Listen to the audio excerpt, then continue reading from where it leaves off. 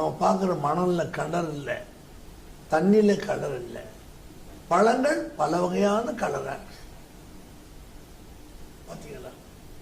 எப்படி அந்த கலர் பழங்களுக்கு வந்துச்சு, மரங்களுக்கு செடி கொடிகளுக்கு எப்படி வந்துச்சு?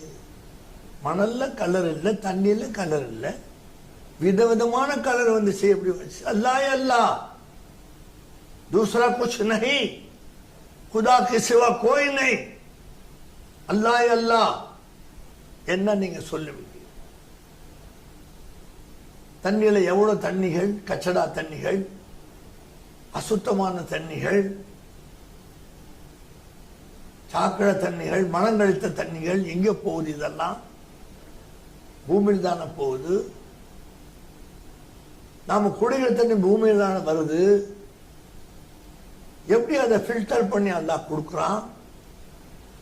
அந்த தண்ணி கொடுத்த உடனே பெருமானார் ஸல்லல்லாஹு ஆயிஷா நாங்கள் அவ்வளோ சந்தோஷப்படுறோம். யாரு சொல்லலாம்?